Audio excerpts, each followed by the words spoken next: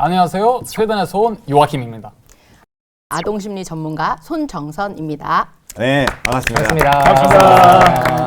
일단 어떤 일을 하고 계시는지 간단하게 설명 부탁드릴게요. 네, 이제 아동들 발달, 기질 성향, 우리 심리 상태까지 좀 상담을 드리고요. 그에 따른 양육 방법, 훈육 방법 코칭 드리고 있고요. 그래서 모셨습니다. 오늘은 이제 여러분들과 함께 각국의 훈육에 대해서 한번 얘기 나눠볼까 하는데요. 궁금해요. 사실 이렇게 여러분들은 어렸을 때 잘못한 거 있을 때 있잖아요. 어떻게 혼났는지. 저 같은 경우에는 뺨을 맞았어요. 뺨? 네. 뺨을 맞았어요? 네. 오. 일본은 뺨을 때리는 문화가 있거든요. 네네네. 그래서 지금은 많이 없어졌지만 네네네. 제가 초등학교 때는 네네. 정말 조금이라도 잘못하면은 선생님이 그냥 어기 일어나 해가지고 갑자기 빡 때려요. 선생님도? 엄마 아빠 말고? 저는 오히려 엄마 아빠한테는 안 맞았고 선생님한테 많이 맞았죠. 배구를 했었거든요. 그래서 그 스포츠계가 장난 아니에요. 우리가 막 시합에서 져요. 네. 그러면 막 화가 난 그 코치님이 저쪽에서 막 한 명씩 때려요. 팍 하고 저는 기다려야 되는 거죠. 와. 근데 거의 살짝 나르거든요. 그렇게. 진짜 세게 때려요. 오. 그런 거를 많이 맞았고 저는 지금 생각하면 너무 이렇게 안 좋은 거라고 생각하는데 네. 그때는 너무 당연해가지고 그 당시에 그 그쵸? 당시에는 전혀 뭐 그 문제 삼을 사람이 없었어요, 한 명도. 몇 년 전이었어요? 일단 멕시코 같은 경우는 지금 이름만 들어도 약간 좀 소름 돋아요. 라창클라라고 해요. 라창클라. 창클라는 슬리퍼라는 뜻이에요. 슬리퍼.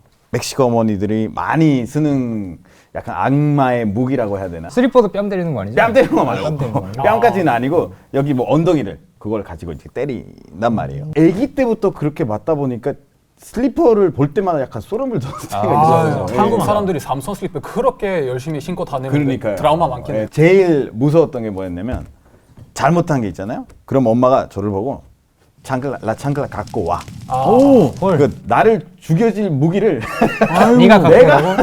가서 줘야 되는데 그게 너무 고통스럽더라고요. 아, 신다가 벗어서 하는 게 아니라 예. 네가 가까워라. 그러니까 갖고 오라고. 스웨덴은 그러면 어떻게 혼나요? 스웨덴은 제가 지금 깜짝 놀라고 있어요. 왜냐면 저는 뭐 당연히 벌 같은 거는 받긴 했어요. 근데 그 벌이라는 거는 오늘 사탕을 안 준다. 뭐 도일 친구 만나면 안 된다. 체벌은 이 정도의 말고. 벌이지.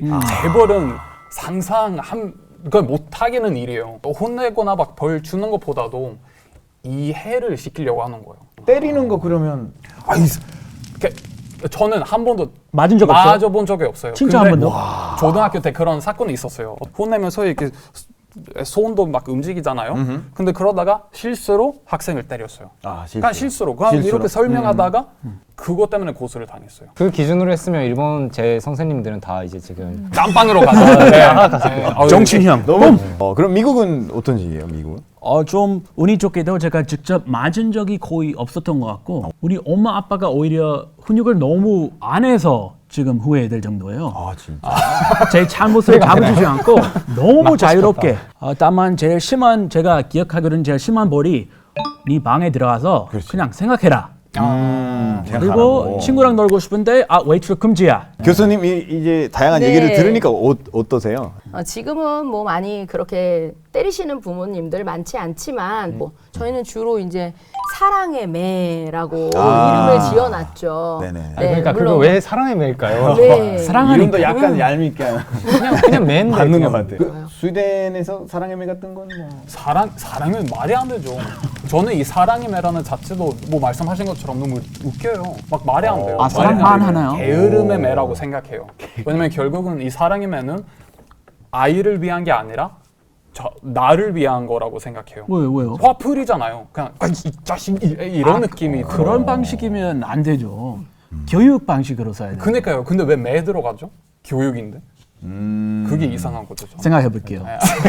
한번 해보시고 저는 그 한국 친구들을 통해서 들었던 얘기인데 어릴 때 말 안 들으면 엄마 아빠가 그럼 집에서 나가라 그래. 그럼 밖에서 그냥 놔두고 그런 얘기를 들었는데 실제로 그랬던 건가요? 예전에는 물론 그랬죠. 네네네. 그래서 저도 이제 내복바람으로 쫓겨나 본 적이 많았고요. 예전에는 밖에 나가 있어, 뭐 나가서 들어오지 마, 뭐 이렇게 많이 이야기를 하셨는데 요즘에는 그렇지 않습니다. 그러지 않죠. 부모님들께서 정말 아이들의 안정적인 심리 상태 굉장히 염두에 두고 계세요. 그건 내 집이라는 것 자체가 이제 부모님 집이다라는 이야기를 하는 것 자체가 어린 아이들은 무조건 부모님의 보호를 받아야 되고 또 안정적인 곳이 집이다라는 개념이 있어야 되는데 안정적인 집까지도 빼앗고 보호까지도 빼앗겠다는 이야기밖에 안 돼서 네 방에 가 있어 또 이제 사실은 상하관계로 내 말을 들어라 가 이렇게 되는 거라서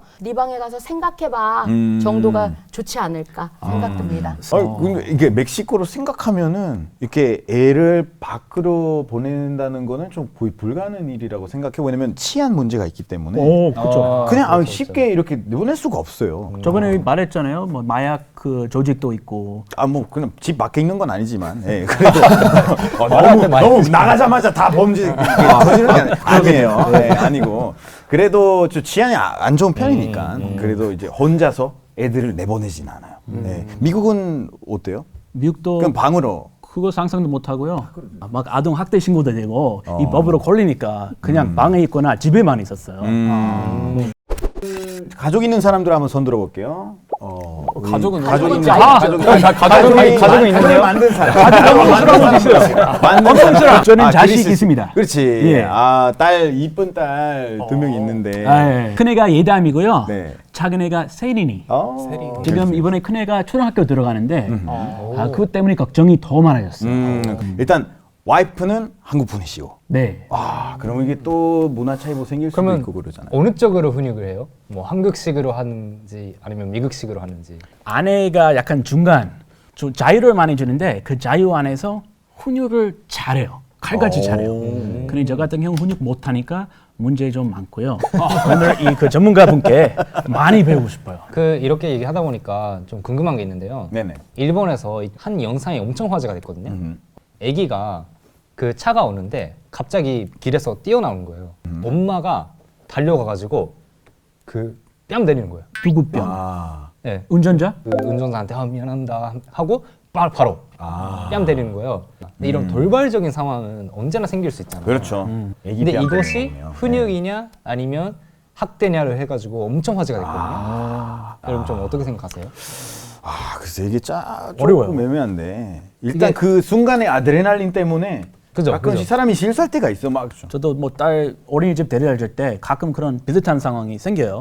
막 차 앞에서 막 뛰어나가거나 막 심장 빵빵 타고 저절로 나도 모르게 이렇게 화를 내게 돼요. 맞아. 그죠. 이거 한 적 없는데 화를 내게 되니까 일본 문화가 뭐 이렇게 뺨 때리는 문화면은 그렇지. 그 학대까지라고 할 수 없을 것 같아요. 근데 만약에 그러면은 그냥 뺨 때리는 거나 화내는 것 자체는 나를 위해서잖아요.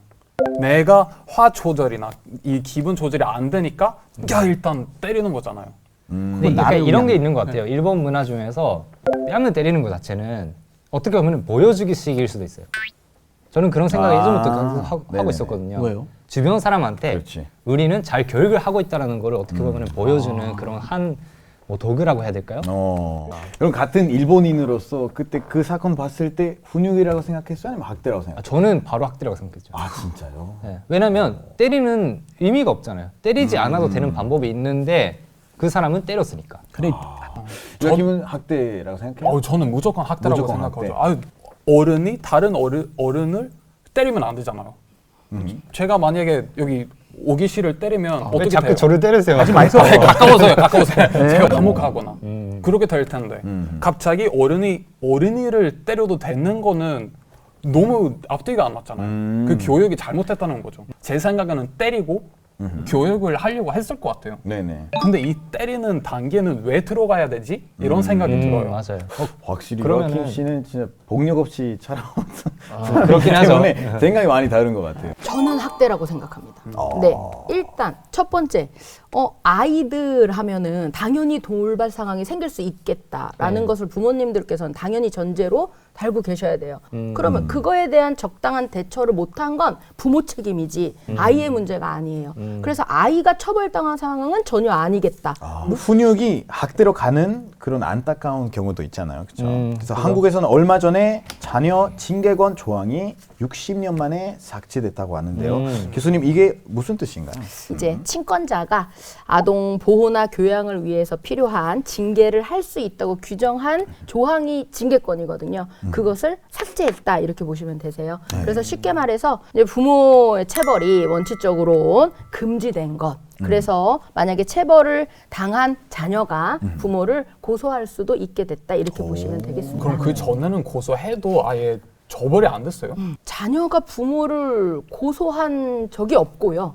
네, 거의 없죠. 하려고 하지도 않아요. 네, 없었고 주변에서 학대 사실을 알고 고소를 하잖아요. 학대 피해 아동에 대한 조치를 할 거 아니에요. 근데 그 조치조차 대부분 그냥 원 가정에서 보호해라. 너무 가족을 너무 뭐라 그럴까 보호를 했다고 해야 될까? 아이를 위한 교육을 위한 보호를 위한 징계였다 하고 허용되는 범위 안에 있다 이렇게 판단하고 넘어갔던 거죠.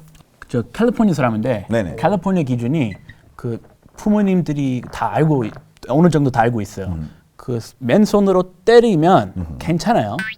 근데 다음 날에 멍이 들어 있어요. 선생님이 그거 봐요. 그럼 신고돼가지고 그거 잡혀갈 수 있어요. 아이 구속시킬 수 있는 사유가 돼요. 근데 이거 자체가 안 좋은 거다. 말로 풀자. 여수에 따라 그런 추세가 그렇게 돼가고 있어요. 스웨덴은 그 자녀 체벌 금지법 아이, 시행 중이죠. 1979년에 세계 최초로 스웨덴이 자녀 체벌 금지 법을 도입을 했어요. 세계 최초로. 근데 이제 그 전에는 계속 재벌을 했잖아요. 네네. 그래서 스웨덴 사람한테도 재벌이라는 거는 너무나 당연한 거였고 그 전에 태어났던 사람들은 다 그걸 맞으면서 살았고요. 그래서 대중의 생각을 바꿔야 되는 거죠. 그리고 그걸 정부가 엄청 노력을 했어요. 투자도 많이 하고. 진짜 금방 안 되잖아요. 금방은 생각보다 금방이 되긴 됐어요. 근데 엄청난 노력 덕분에 된 거예요. 그래서 우리는 이제 훈육과 학대에 대해서 얘기를 해보니까 또 얼마 전에 그 정인이 사건이 너무 마음이 수밖에 아파. 없어요. 양부모의 학대 끝에 숨진 정인이 사건의 두 번째 재판이 열렸습니다. 생후 9개월에 불과했던 정인이가 입양 한 달 만에 학대를 당하기 시작했다는 겁니다. 결국 원장은 정인이를 병원에 데려갔고 의사는 학대가 의심된다며 경찰에 신고했습니다. 제가 이 사건 보면서 너무 한심했던 게 네. 그 아이 예방이 안 됐다는 게 막을 수 있었는데 신고 세 번 막 들어왔고 맞아. 거의 양육기관에서 심지어 데려가기도 했고 다시 엄마가 막 울고불고 해서 다시 주기도 하고 또 신고됐고 너무 그 중간중간 이 아이를 살릴 기회 있었는데 살리지 못한 게 너무, 너무 가슴이 아팠어요. 혹시 여러분 나라에서도 비슷한 사례들이 있었나요? 그 일본 같은 경우에는 그 일본도 최근에 체벌 금지를 법을 만들어가지고 개정했거든요. 근데 그 계기가 된 사건이 있어요. 2019년에 그 아버지가 그 자녀를 이렇게 폭행해서 죽인 건데 실제로 그 자녀가 학교 설문조사에 폭력을 당하고 있다고 그 썼어요. 기재를 해서 실제로 보호가 됐거든요. 그리고 아버지가 그때 좀 약간 협박을 해가지고 그 설문조사를 복사본을 줬어요. 그럼 아빠는 박질 거 아니에요, 더. 그렇지. 그런 보호센터에서 아빠랑 따로 살기로 했었는데 또 아빠는 그거를 위반해가지고 같이 산 거예요, 계속. 그래가 결국에 그 이제 사망해가지고 엄청 큰 문제가 됐어요. 그런 보호센터나 학교 측의 그런 대응도 그렇고. 그래서 그걸로 인해서 우리 서명이 일어나가지고 법까지 바뀌었어요. 그 아버지가 아이를 왜 때렸대요? 이게 일본 쪽에서 그 훈육이라는 뜻의 시츠케라는 말을 쓰거든요. 근데 아버지는 계속 그걸 주장하고 있어요. 어떤 부모가 그런 시츠케라고 주장해버리면 뭐 할 수가 없었는데 이제 그것 때문에 바뀐 거죠, 법이. 근데 스웨덴도 굉장히 마음이 아팠던 사건이 있었어요. 네. 오래된 사건이긴 하지만 자녀 체벌 금지 법이 도입된 계기 이 된 사건이에요. 뭐예요? 마리아 사건이라고 하는데 마리아이라는 3살 아기 때 1971년에 이제 새아빠 때 학대를 체벌을 계속 받다가 사망을 했어요. 여기 나왔던 사건들이랑 비슷한 거는 주변 사람들이 다 알고 있었어요. 다 알고 있는 데는 이게 그냥 훈육이니까 봐주고 신고를 안 하고 근데 이것 때문에 대중의 반응이 엄청났어요. 이게 진짜 역겨운 사건이다.